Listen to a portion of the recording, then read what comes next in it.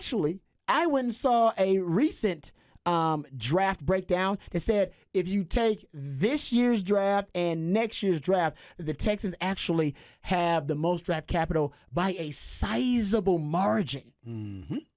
You got 2 firsts next year and 2 firsts this year. So they decided. And also remember that they were trying to move back 1 pick. Right. It was a 1-pick move, and then they were going to trade that pick to the Carolina Panthers to move back again. So the compensation is not exactly the same because you're talking about going from 1 to 2 and then 2 to 9. Wow.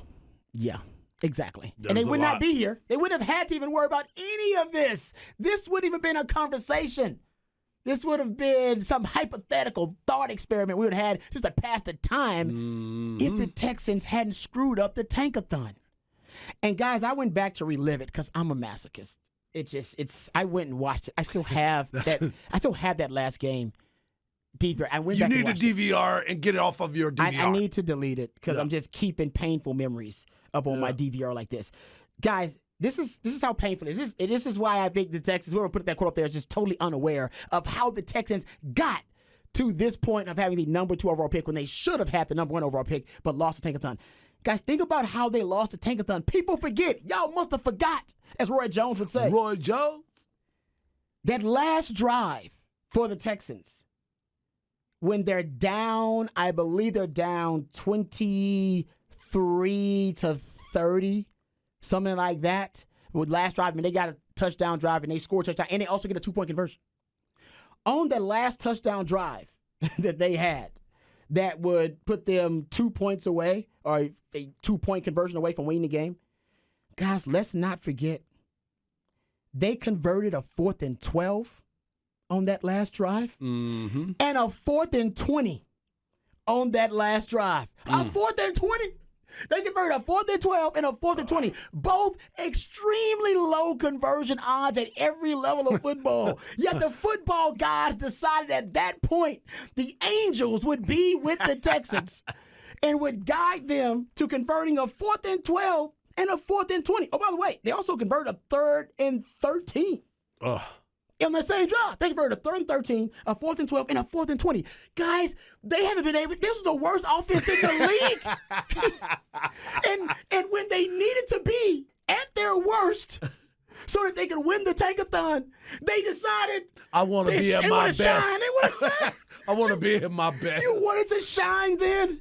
What the hell? Yeah, Rod, they failed at failing. They failed at failing. And then, by the way, Patrick, after they scored a touchdown, after converting 3rd and 13, 4th and 12, and 4th and 20, the football gods gave them another chance to not screw it up because they had to convert a 2-point conversion, and they still converted the 2-point conversion.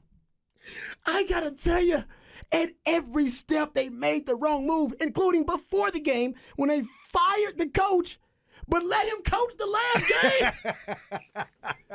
The guy that used to be the coach for the Bears, who got the number 1 overall pick.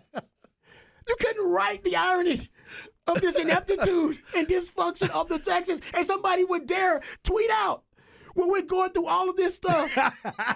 Some jabroni social media director or whatever will tweet out, failure is not an option. It's a necessity. Every misstep is a lesson learned. Every setback a chance to grow stronger. Embrace the struggle and become unstoppable. Have you been paying attention? Are you not paying attention to your own team?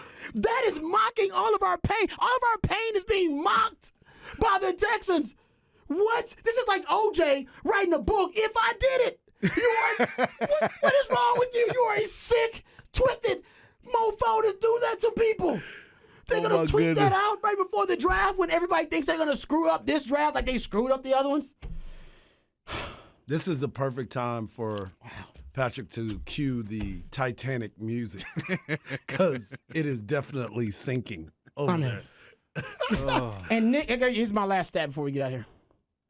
Nick Caserio, which I like Nick Caserio. I do. But it would seem that Nick Caserio is running out of chances. If he screws up this draft, then I do think they need to move on from Nick Caserio, too, even though I think he's drafted actually pretty well in the 2 drafts he's had.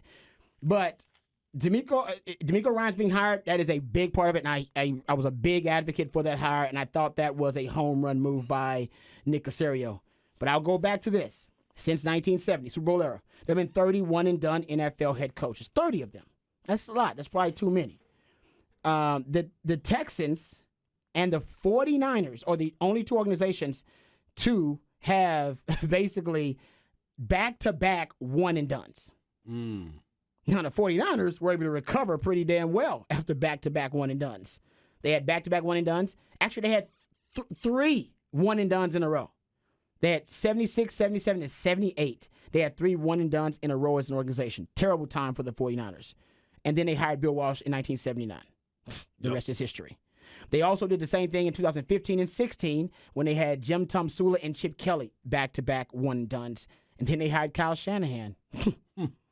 So I'm hoping and praying that the only other organization to have back-to-back one-and-dones, which was the Houston Texans, 2021 David Culley, 2022 Lovie Smith, that they, like the San Francisco 49ers, will finally see the error of their ways after back-to-back one-and-dones and hire a damn good coach. Now, Kyle Shanahan is no Bill Walsh, but I think we'd all take a Kyle Shanahan in H-Town if we could get it. As a matter of fact, he was in H-Town. I was going to say, he was in H-Town, ding. along with Mike McDaniel was in H-Town, all right? You had Mike Vrabel was in H-Town, too, at one point, all right? Y'all squad deep right there. Matt LaFleur was in H-Town. Oh, you mean all those really great coaches were in H-Town at one point? Yeah, they were.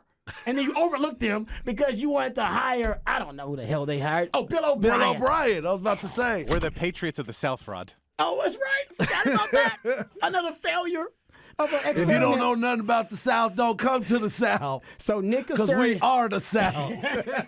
Nick Caserio is the first GM in the Super Bowl era, ladies and gentlemen, to be allowed to hire a third head coach after consecutive one-and-dones. Both of those 49ers GMs were fired. Joe Thomas was fired because Eddie DeBartolo Jr. fired him, and then Trent Baalke was fired from the 49ers after that. So Nick Caserio, the only GM in Super Bowl era to be allowed to hire a third head coach after consecutive one-and-dones. So I'm hoping, like the 49ers, they will hire a really good coach, and that is DeMeco Ryans. But I'll go back to the Warren Buffett quote to end it all. Invest in a business that only a fool can run, because one day a fool will. Ding, ding. That's the Texans. They are that business because the McNair family, right now, Cal McNair running that organization. Nothing against him as a person. I'm sure he's a great person, but he is not a competent NFL owner. All right, that's my rant. We'll come right back off the record right here on Ball Don't Lie, 104.9 The Horn.